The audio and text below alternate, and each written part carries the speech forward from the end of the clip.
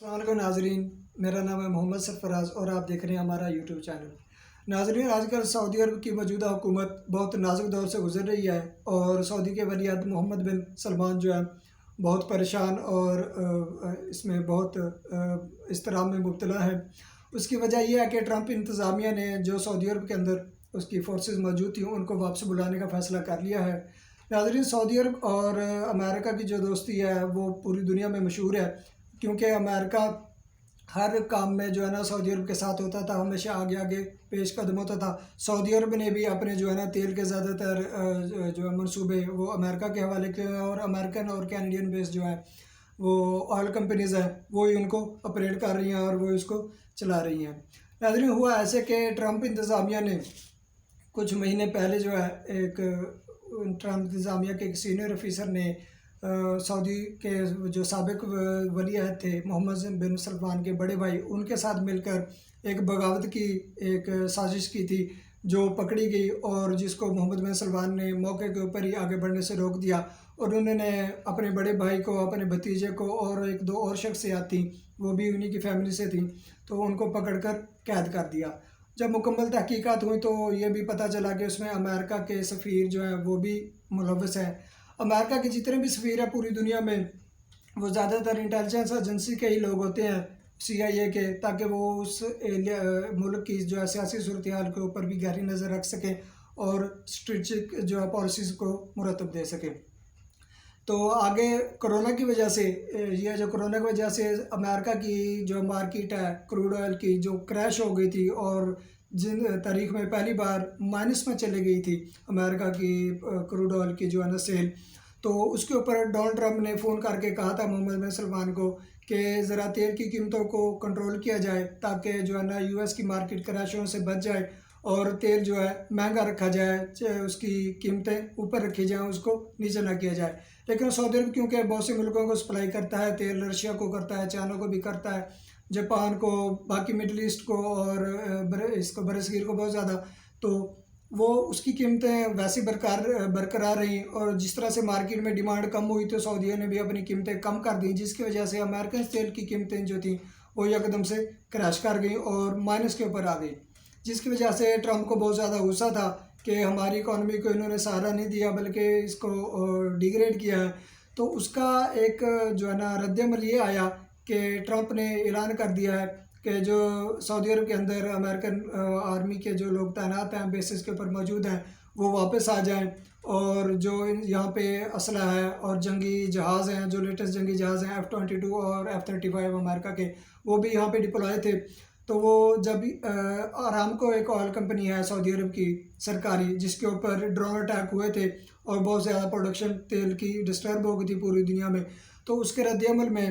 Trump انتظامیہ نے یہاں پہ جو امریکہ کے ایئر ڈیفنس سسٹم ہے تھاڈ، اور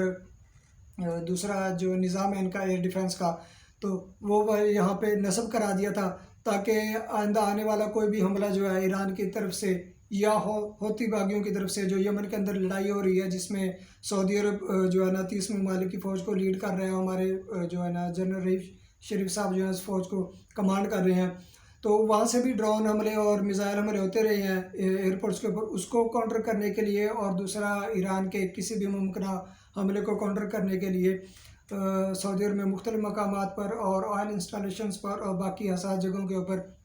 جو ہے امریکہ کا یہ تھاڈ ایئر ڈیفنس سسٹم ہے یہ نصب کیا گیا تھا تاکہ خطرے سے بچایا جا سکے۔ اور چونکہ اس دفعہ محمد بن سلمان کا رد عمل شدید تھا، ان کو پہلے ہی غصہ تھا کہ امریکہ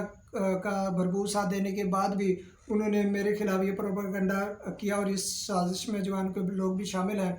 تو انہوں نے اس بات کو اگنور کیا اور اپنی تیل کی قیمتوں کو ویسے ہی کم کیا جیسے ان کی ڈیمانڈ میں کمی ہوئی، انہوں نے اپنی تیل کی قیمتیں کم کر دیں، جس کا رزلٹ یہ نکلا ہے کہ سعودی عرب سے جتنا بھی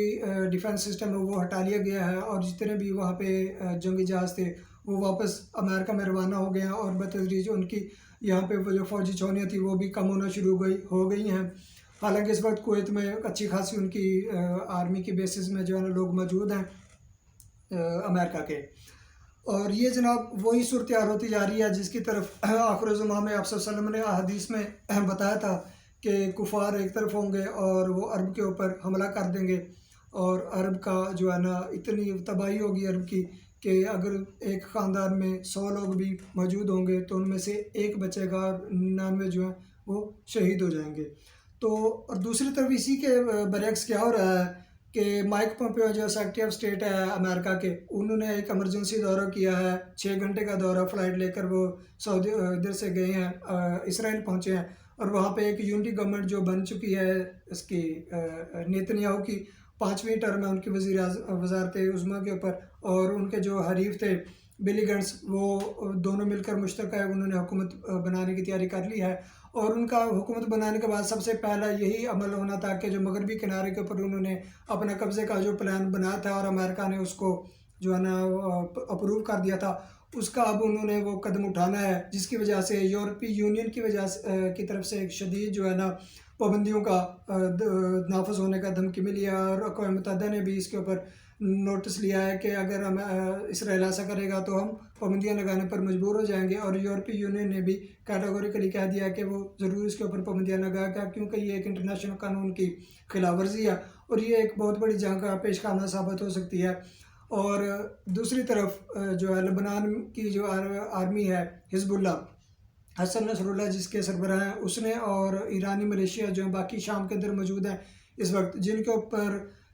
اسرائیل جو مسلسل جو ہے اپنے جنگی جہازوں سے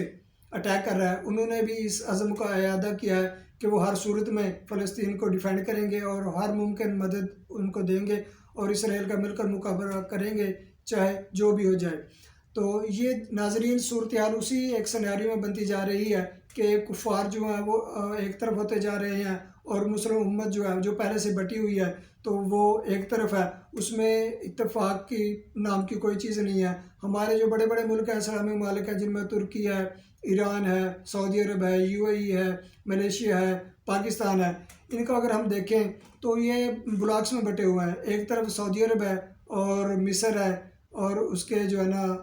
اگینسٹ UAE اور اپنا ملیشیا اور ایران، یہ دوسرے بلاک میں شامل ہے۔